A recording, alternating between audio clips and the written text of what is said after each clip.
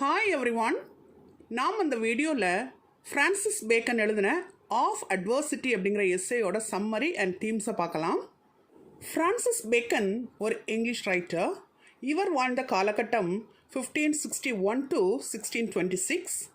இனி இவரோட பயோகிராஃபியை நம்ம பார்க்கலாம். இவர் ஒரு English philosopher, statesman, lawyer and essayist. January 22, 1561 அன்னைக்கு இங்கிலாண்டில் லண்டனில் யார்க் ஹவுஸில் பிறந்திருக்கிறாரு. தன்னோட எஜுகேஷனை யூனிவர்சிட்டி ஆஃப் கேம்பிரிட்ஜில் இருக்கக்கூடிய ட்ரினிட்டி காலேஜ்லேயும் அதுக்கப்புறமா கிரேஸ் இன்லேயும் கம்ப்ளீட் பண்ணியிருக்கிறாரு.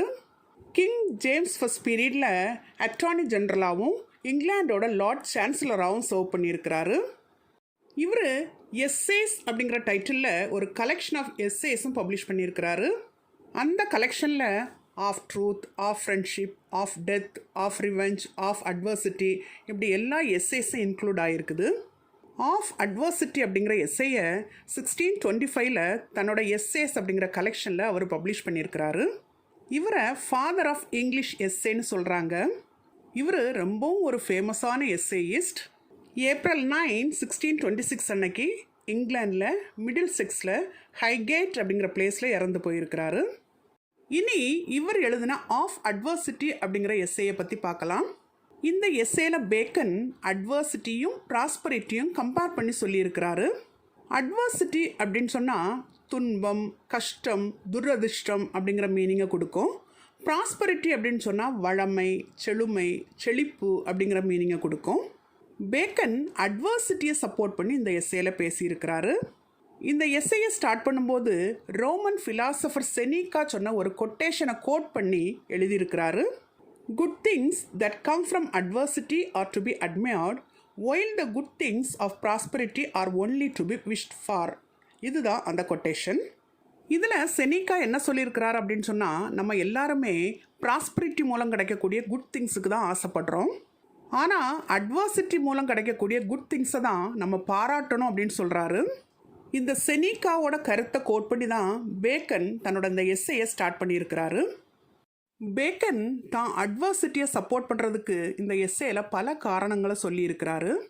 அட்வர்சிட்டி அதாவது துன்பந்தான் ஒரு மனிதனுக்குள்ளே இருக்கக்கூடிய பாராட்டப்படத்தக்க குணாதிசயங்கள், அதாவது குட் குவாலிட்டிஸை எல்லாத்தையுமே வெளிப்படுத்துதுன்னு சொல்கிறாரு.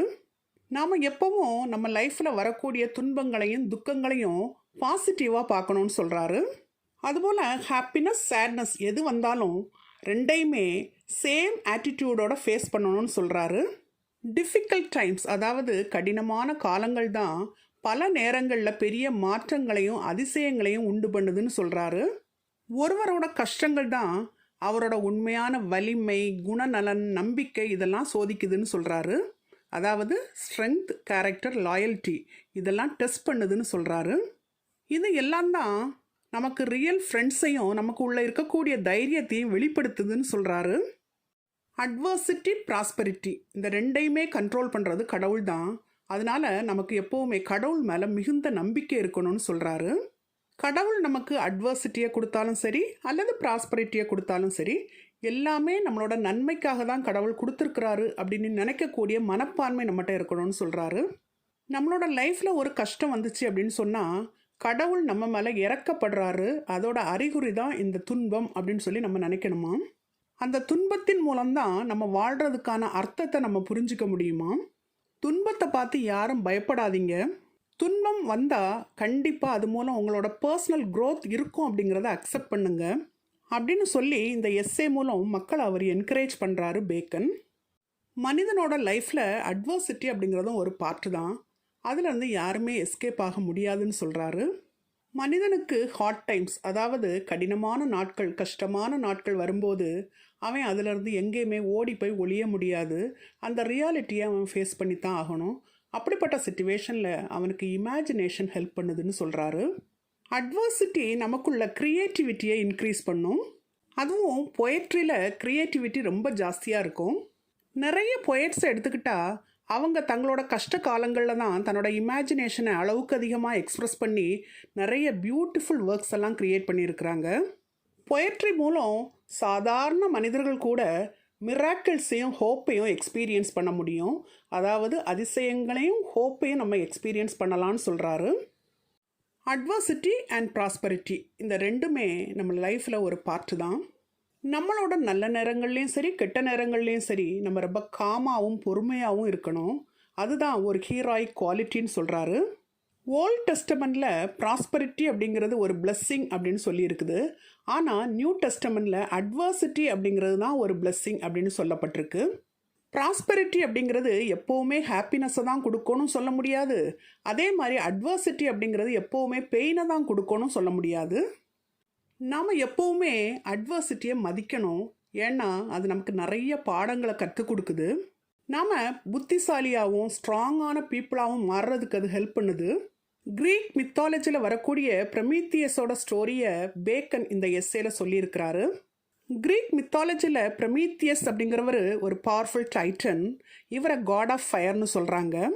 துன்ப காலங்களில் வலிமை, பொறுமை, சகிப்புத்தன்மை இதெல்லாம் நமக்கு டீச் பண்ணக்கூடிய ஐடியா ஆஃப் ஸ்டாய்சிசத்தை நமக்கு எக்ஸ்பிளைன் பண்ணுறதுக்காக பேக்கன் தன்னோட இந்த எஸ்ஸேல ப்ரமீத்தியஸோட ஸ்டோரியை ஆட் பண்ணியிருக்கிறாரு. தன்னோட இந்த கருத்துக்கள் மூலம் பேக்கன் இந்த எஸ்ஸேல ப்ராஸ்பரிட்டியை விட அட்வர்சிட்டி தான் சிறந்தது அப்படின்னு சொல்லியிருக்கிறாரு. இனி பேக்கனோட ஆஃப் அட்வர்சிட்டி அப்படிங்கிற இந்த எஸ்ஸேயோட தீம்ஸ் எல்லாம் பார்க்கலாம். மனிதர்கள் தங்களோட லைஃப்பில் ஃபேஸ் பண்ணக்கூடிய டிஃபிகல்ட்டிஸ் அவங்களுக்கு ஒரு பாசிட்டிவிட்டியையும் ஒரு ஷேப்பிங் பவரையும் கொடுக்குது. அதாவது தங்களைத்தானே ஷேப் பண்ணிக்கக்கூடிய ஒரு பவரை அவங்களுக்கு கொடுக்குது. மனிதர்களோட வெற்றியானது பல நேரங்களில் அவங்களோட பலவீனங்களை வெளிப்படுத்துது. ஆனால் ஹார்ட் டைம்ஸ் அதாவது கடினமான காலங்கள் அவங்களுக்குள்ளே இருக்கக்கூடிய தைரியம், பொறுமை, வலிமை இப்படிப்பட்ட உண்மையான குணங்களெல்லாம் வெளிப்படுத்துது. இந்த எஸ்ஸேல பேக்கன் அட்வர்சிட்டியை ஃப்ளவரோட கம்பேர் பண்ணி சொல்லியிருக்கிறாரு. எப்படி ஒரு பூவை க்ரஷ் பண்ணும்போது அதோட ஸ்வீட் ஸ்மெல் வெளியே வருதோ அதுபோல தான் மனிதர்களுக்கு அட்வர்சிட்டி வரும்போது அவங்களோட ட்ரூ குவாலிட்டிஸ், குட் குவாலிட்டிஸ் எல்லாமே வெளியே தெரிய ஆரம்பிக்கும்னு சொல்கிறாரு.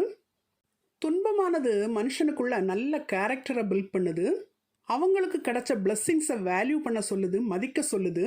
அவங்களுக்குள்ள ஒரு ஸ்பிரிச்சுவல் க்ரோத்தையும் கொண்டு வருது. தன்னோட இந்த எஸ்ஸேல பேக்கன் எம்ப்ராய்டரி, ஜோபோட ஸ்டோரி, ஹெர்குலஸோட ஸ்டோரி இதெல்லாம் எக்ஸாம்பிளாக யூஸ் பண்ணியிருக்கிறாரு. இவன் மூலம் பேக்கன் எப்படி சேலஞ்சஸ் அதாவது சவால்கள் மனிதர்களை மேலும் மேலும் ஸ்ட்ராங்காகவும் நோபலாகவும் மாற்றுதுன்னு சொல்லியிருக்கிறாரு. அதாவது அவங்கள ரொம்ப வலிமையானவர்களாகவும் உயர்ந்த குண நலன்களை கொண்டவர்களாகவும் எப்படி மாற்றுது அப்படின்னு சொல்லி இந்த எஸ்ஸேல பேக்கன் எக்ஸ்பிளைன் பண்ணியிருக்கிறாரு. பேக்கன் இந்த எஸ்ஸேயை முடிக்கும்போது ப்ராஸ்பரிட்டியை விட எப்போவுமே அட்வர்சிட்டி தான் மிக மிக சிறந்தது அப்படின்னு சொல்லி இந்த எஸ்ஸேயை கன்க்ளூட் பண்ணியிருக்கிறாரு. நம்ம இதுவரை இந்த வீடியோவில் பேக்கன் எழுதின ஆஃப் அட்வர்சிட்டி அப்படிங்கிற எஸ்ஸேயோட சம்மரி அண்ட் தீம்ஸை டீட்டெயில்டாக பார்த்தோம். Thank you for listening. For more videos on English language and literature, kindly subscribe and watch our YouTube channel and Instagram page, English Language Waves.